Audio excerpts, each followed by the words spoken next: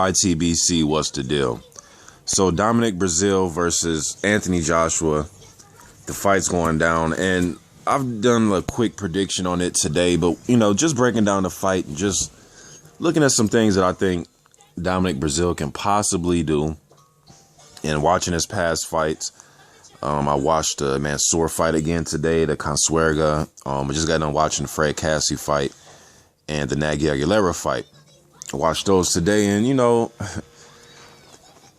Breazeale has a tendency to stand upright. Even when you watch the Cassie fight, his corner, I believe it was like the second round, we're telling him, you got to stop standing so upright. You have to sit down on some punches, man.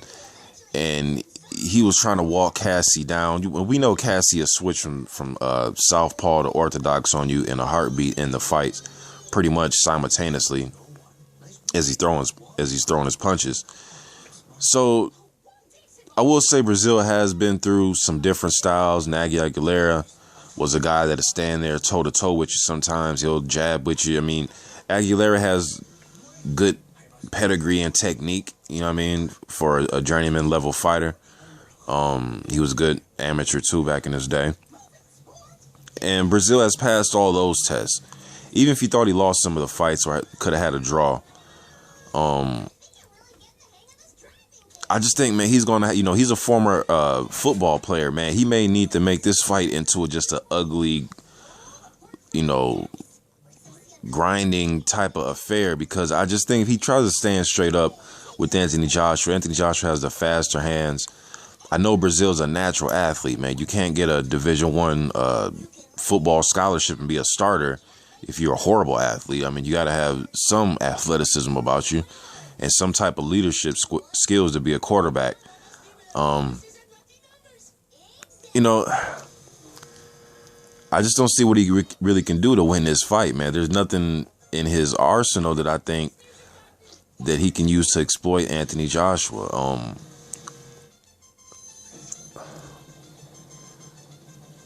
Just the hand speed just isn't there either. You can probably say, well, he doesn't necessarily need hand speed, Mr. Boxing. Today he can try to offset Joshua, but he just doesn't have the footwork, or he doesn't have the awkwardness to do it.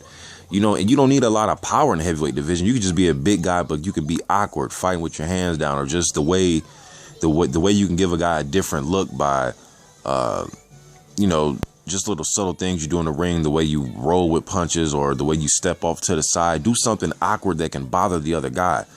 Like Michael Spinks was like that. Just real herky-jerky, awkward, weird combinations. He'll leap in and sidestep.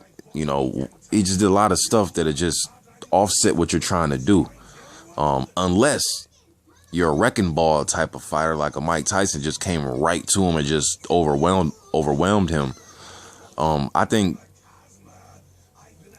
a guy like Tyson Fury is good at it, fighting off his back foot, turning you, using his jab, doing different type of stuff. He knows when to grab, he can just sully your momentum in a fight sometimes.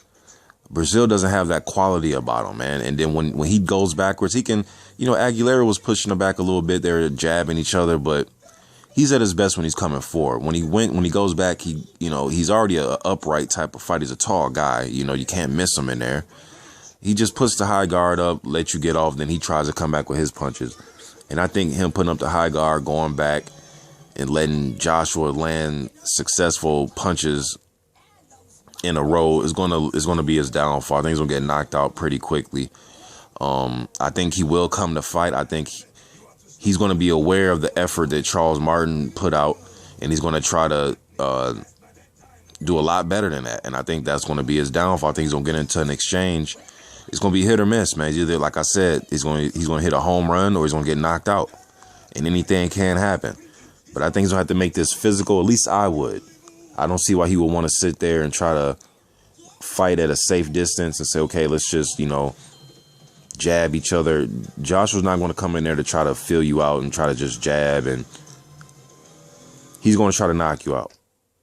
And I think there's going to be a time and a place where both these guys are going to start sitting down and trading, and it's going to be one guy's going to bring a bazooka to the fight, and Breazeale's going to bring a switchblade.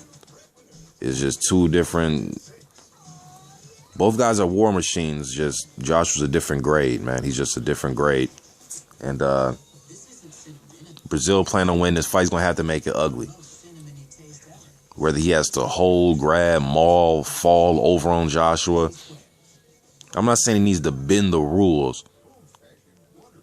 But he needs to do anything he can get away with, man. Because I just don't think a clean, straight up fight is going to work for him. He may need to do, like I said, some grabbing, some holding. Maybe he could step right to Joshua. Maybe he can surprise Joshua by stepping right to him and going taking it to him right away. Force Joshua on his back foot right away. I know it sounds crazy, but I just don't think trying to go off his back foot with the high guard and wait till Joshua gets done punching is going to work. Maybe he can drop his hands a little bit. Maybe he can make Joshua feel uncomfortable by dropping his hands and showing Joshua a different look. But I don't think Breazeale fighting with his hands down is for his best interest. A guy like Larry Holmes got away with it because he had a fast jab. You know, Tyson Fury right now at this point can do it a little bit because he's used to doing it and he can get away with it. That's just his style. I just don't see Breazeale just going in there on fight night and, you know, in a few months here and just mastering this new style of just, you know, fighting with your hands down. He's going to keep a little high guard up and he's going to try to work his punches, man. It's not going to be enough. I just think once he feels the power, I do think Breazeale's going to go out really on his shield, though. I don't think he's going to get hit, go down, and try to beat the count. I don't think he's going to try to do what Charles Martin did. I think Josh is going to have to knock him unconscious. I think he's going to really have to separate Breazeale from his senses to win this fight. But, you never know, man. You got two big guys in there that can punch. Some people say that Breazeale's KO percentage is a little deceptive because of the competition he's been in there with. You can argue that, you know, because he didn't knock out Fred Cassie, which would have been, you know, would have been a feather in the cap. You know, I don't know, man. I'm going to Anthony Joshua in this fight. I was just trying to give some different examples for Dominic Breazeale to possibly win. I think he's going to have to make it an ugly, rough fight. Play football in there. You know, you were an ex-football player, man. Although you were a quarterback, it's not like he was a linebacker or something, but just try to make it rough a little bit, man. Try to rough up Anthony Joshua. When you're clinching, try to punch him in the clinch.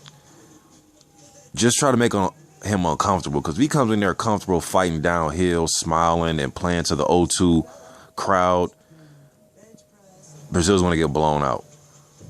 You know, but you guys leave me some suggestions of what you think Breazeale can do in this fight to possibly win. I know a lot of people are picking Joshua, but still, man, the other guy has a chance. I mean, he does have a chance, man. So you guys leave some ideas in the comment section of what you think Breazeale can possibly do. What are some of the things he can nullify, man? So what are some of the things that he can exploit on Anthony Joshua? YTBC. I'm out.